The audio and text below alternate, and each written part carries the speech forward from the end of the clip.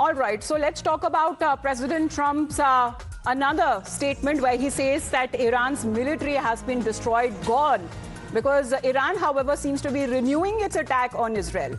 And according to the IDF, which is the Israeli Defense Force, it has been saying that missiles have been launched by Iran and they have now struck one of the central areas of Israel.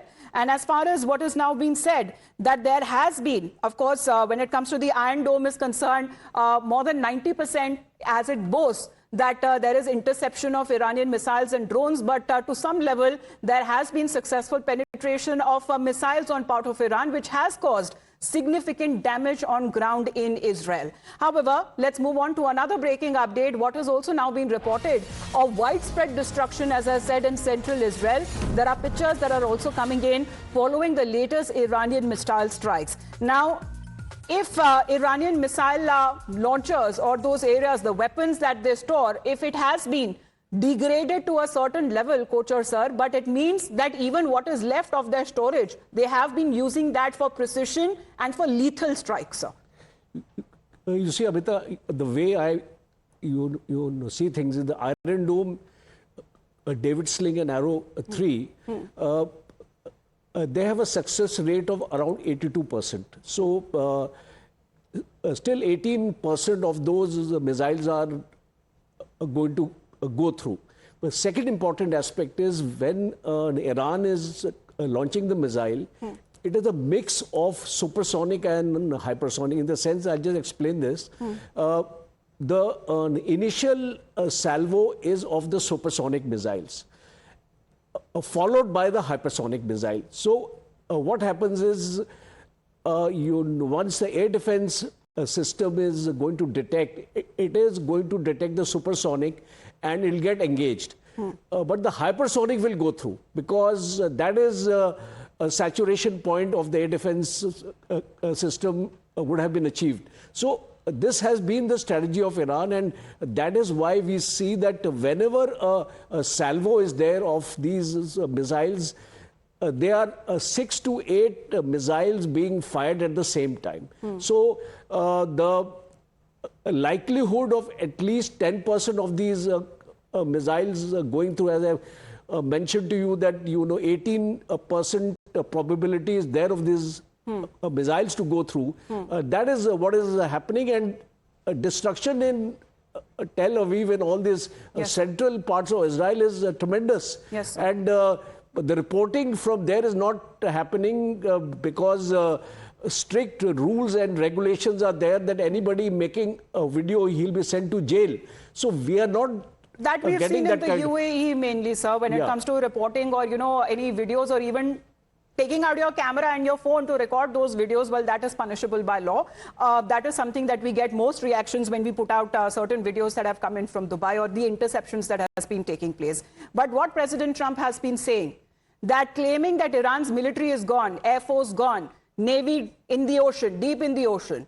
Iran, however, has launched fresh missile attacks towards Israel. The air defense systems that has been activated to intercept the incoming threats, and not just Israel. When it comes to the adjoining Gulf nations, there has been fresh hits that has now been reported from the Iranian side. They made mistakes, and I am correcting them. My first preference was always the path of diplomacy, yet the regime continued their relentless quest for nuclear weapons and rejected every attempt at an agreement.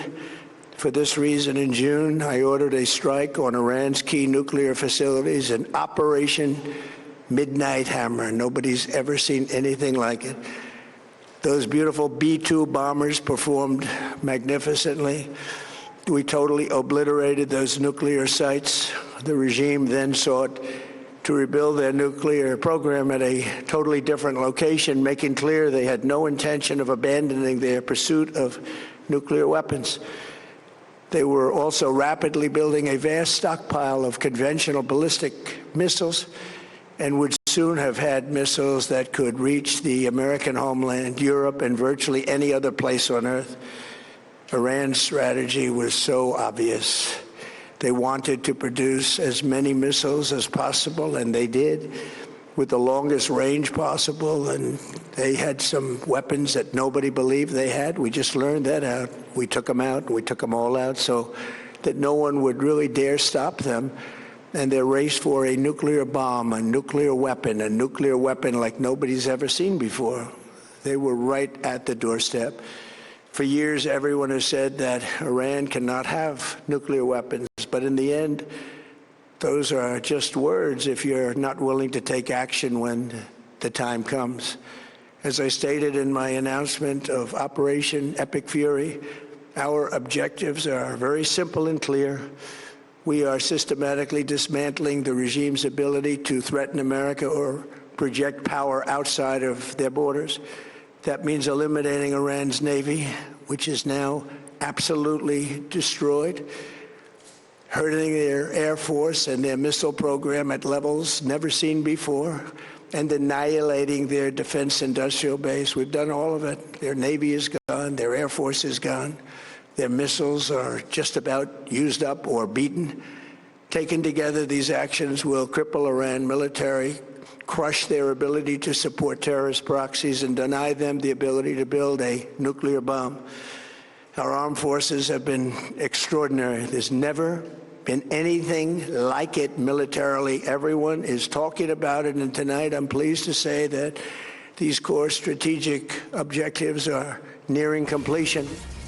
Now, as far as the war fallout is concerned, of course, India has been impacted, but there are measures when it comes to mitigate the fallout that has been undertaken by the government. Now what we are getting to know that the government has exempted key chemicals from the import duty, and customs duty on key chemicals have now been waived. India has waived import duties on crucial chemicals, as what is now being said, at least for 3 months. And this move aims to ease supply chains and potentially lower costs for various industries as well. Well, Abhijit, for how long are we looking at as far as these measures are concerned? Will it sustain long term? Because there is still uncertainty over the 2 to 3 weeks timeline that has been set by President Trump. I'm keeping this open-ended. I suspect, given what we're seeing right now, this is a campaign that is going to be on and off. Remember, Amita, the last time also when the bombing happened in June 2025, we were told that the damage was so intense and complete that it would take them 2 to 5 years for their nuclear program to recover. Now, we are 2 to 5 years in. We are hardly about 6 to 9 months in before the bombing started again. Now, this time, has there been more damage? Yes. But here is the problem. The more you bomb, the more underground things go. This keeps coming back to a static defense where unless you're dynamic, go in and actually inspect things, you are not going to see what is happening no matter how good your intelligence is.